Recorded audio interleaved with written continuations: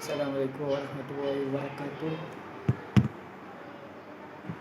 Saya Nur Muhammad Aika Bihamdan dari Diploma Perekonomian. Saya akan menerangkan mengapa pendekatan kepimpinan ini penting kepada organisasi, walaupun terdapat pengurus dan kumpulan pengurusan di dalam organisasi. Okey.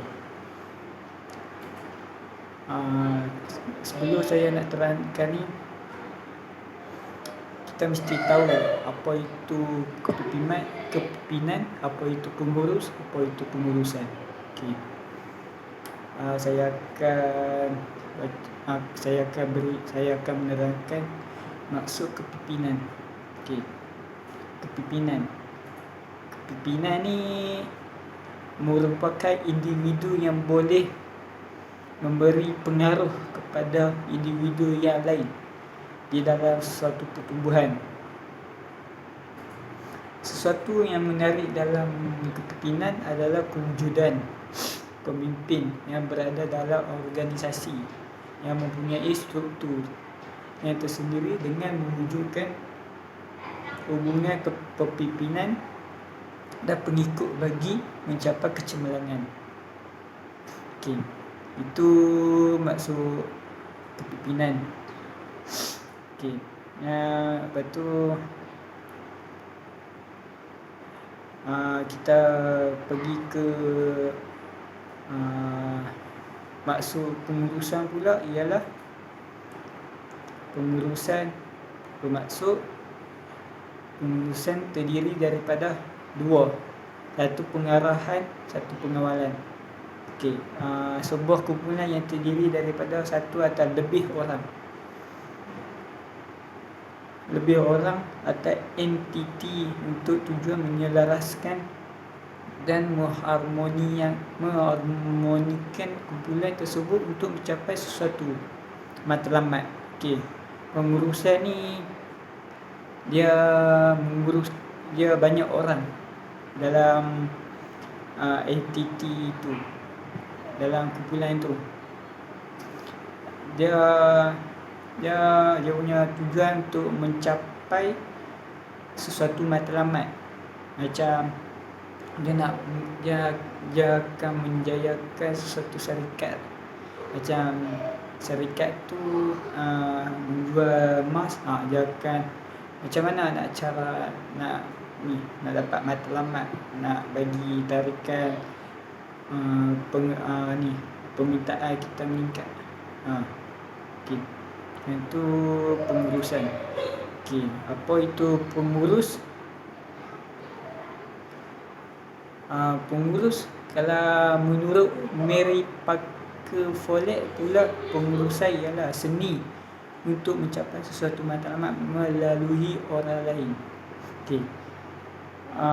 Orang lain tersebut ialah orang bawahan. Maka dengan takrif ini, seseorang yang mempunyai sekurang-kurangnya seorang bawahan boleh dirujuk sebagai pengurus. Okey, dia macam ni. Pengurus dia ada orang bawahan. Orang bawahan ni yang akan mengurus semua. Dia akan mengurus semua organisasi. Dia akan mengurus semua dokumen-dokumen yang diberi oleh jabatan-jabatan yang ni untuk bagi tugasan lah. Okey. Pergi ke seterusnya, fungsi pengurusan. Okey, apa fungsi pengurusan? Fungsi pengurusan ia ada 4. Merancang, mengatur atau menyusun, memimpin atau memotivasi, yang ke-11 mengawal. Okey, merancang. Apa itu merancang? Okey, merancang ialah memutuskan apa yang perlu berlaku pada masa hadapan. Macam contoh hari ni atau minggu depan. Okey. Dan mencipta rancangan untuk dilaksanakan. Okey, merancang. Apa depa nak merancang? Macam depa nak fikir macam mana kita nak jaya, kita nak ni bagi kita punya syarikat terus ke depan. Macam mana merancang? Macam mana? Bagaimana? Okey, merancang dia kena mempunyai konseptual yang tinggi. Macam okey, sebuah syarikat ni dia nak dapat 100,000 K, 100 K. Macam mana dia nak dapat 100 K tu? Dia perlu merancang. Okey, mengatur atau menyusun. Nombor 2, menggunakan sumber-sumber yang diperlukan secara optimum untuk membolehkan rancangan dilaksanakan dengan berjaya. Mengatur ni kena mengatur dan menyusun ni, orang bawahan kena bijak, kena buat step by step, tak boleh buat kalang kabut. Memimpin atau memotivasi, menunjukkan kemahiran dalam bidang kepimpinan dan memotivasi untuk mendapatkan orang-orang lain memainkan peranan yang berkesan dalam pencapaian rancangan. Memimpin, syarikat tu perlu memimpin untuk mendapat suatu kejayaan. Macam nak dapat 100K, macam mana nak dapat 100K? Okay. Mengawal, memeriksa dan membandingkan kemajuan yang sebenar dengan rancangan serta mengubah sesuai rancangan tersebut. Okay. Mengawal, individu tersebut perlu mengawal orang bawahan dia supaya dapat menggenggam kejayaan 100K itu. Macam dia kena perlu mengawal macam sistem. Macam sistem dia perlu kawal dengan baik, dengan mengawal dengan baik dan lancar supaya syarikat tersebut tak jatuh atau muflis. Okay. Next step, fungsi pengurus sama merancang, mengatur, memimpin, mengawal dan menyelaras. Kepimpinan penting dalam organisasi kerana pemimpin mempengaruhi dan memberikan contoh kepada pengikutnya dalam upaya mencapai tujuan organisasi. Macam pemimpin ni, kepimpinan ni bermaksud dipengaruhi, mempengaruhi organisasi. Organisasi ni dia kena ada satu pemimpin supaya syarikat tersebut dapat meningkat dengan baik. Okay. Nak lantik pemimpin ni mempunyai 3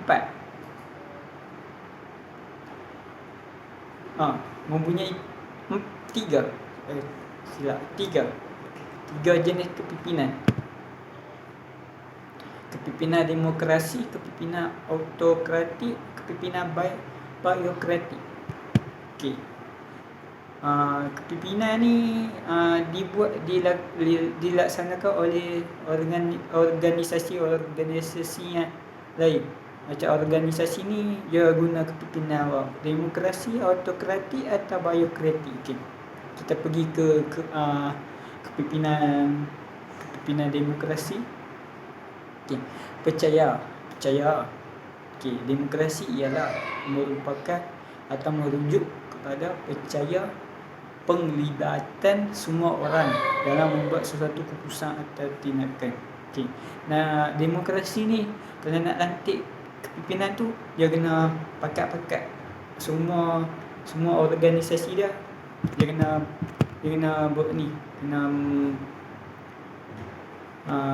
semua orang kena ni buat satu tujuan dan memilih seorang pemimpin yang boleh meningkatkan atau menjayakan organisasi berikut.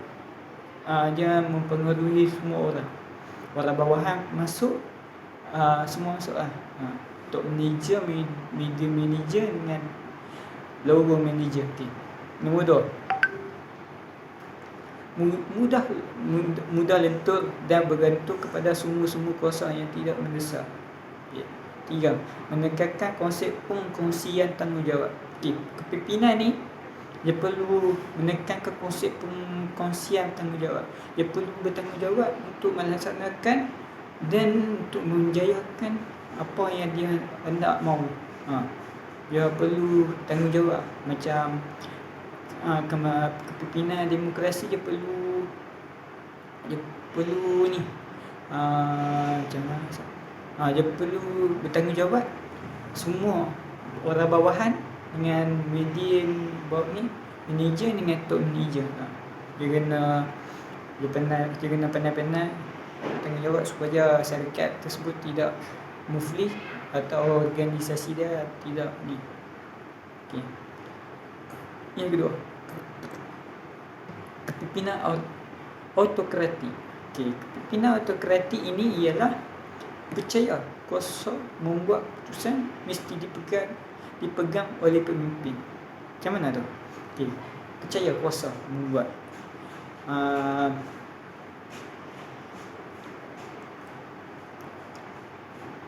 percaya kepada kuasa. Dia perlu organisasi tu dia kena percaya kuasa yang dibuat oleh keputusan mesti dipegang oleh pemimpin. Dia percaya pemimpin ni boleh melaksanakan tugasan dengan baik dan lancar. Yang kedua, dapat memastikan tugas-tugas yang diberi dilaksanakan dengan sempurna oleh orang bawahan. Macam saya tadi kata, dia perlu memastikan dia punya orang bawahan dapat melaksanakan tugasan-tugasan dengan baik dan lancar. Dianggap berkesan dalam situasi yang terdesak. Kepimpinan biokratik. Struktur dan berfungsi mengikut prosedur tertentu. Kepimpinan biokratik ni dia bermaksud dia nak lantik seseorang itu dia seorang boleh. Macam saya, macam saya pemimpin, saya seorang boleh lantik siapa-siapa yang layak untuk memegang jawatan atau pemimpin untuk memajukan organisasi atau syarikat yang saya ni hendak menjayakan itu.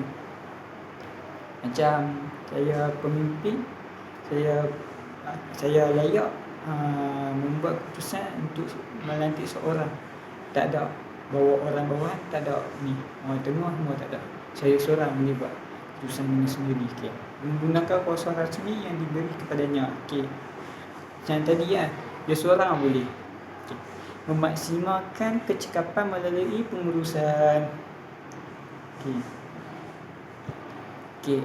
Daripada itu saya ingin membuat kesimpulan yang kepimpinan ni amat penting dalam organisasi.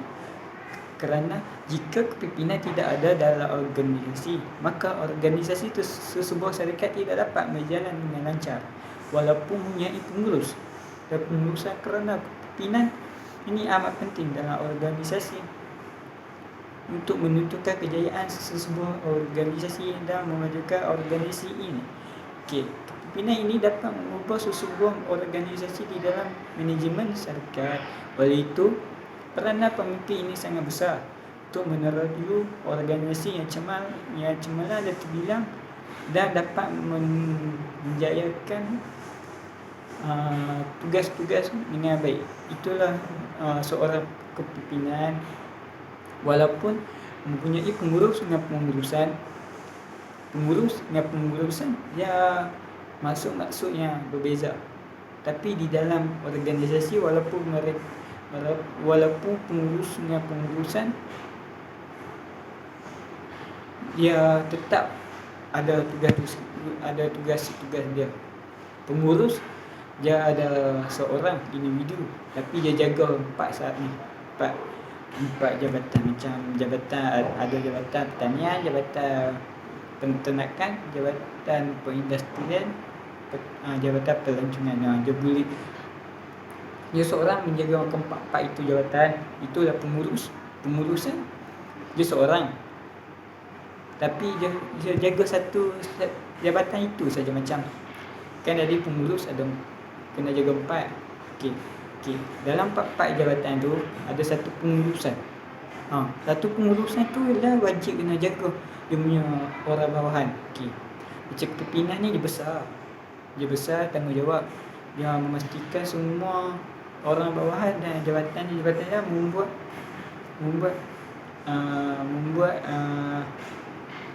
tugas-tugas dengan baik dan lancar. Itulah pemimpin.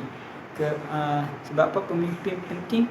Sebab pemimpin dapat mengubah sebuah organisasi di dalam manajemen syarikat. Dia boleh mengubah semua segala-galanya.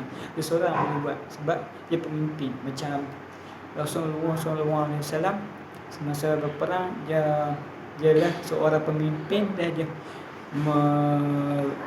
mencakap kepada dia punya anggota perang dia, supaya kita kena tabah dan mesti berjaya dalam pertempuran yang mereka perang. Itulah seorang pemimpin. Dia tanggungjawab dia besar. Okey, itu saja daripada saya. Sekian, terima kasih warahmatullahi wabarakatuh. Terima kasih.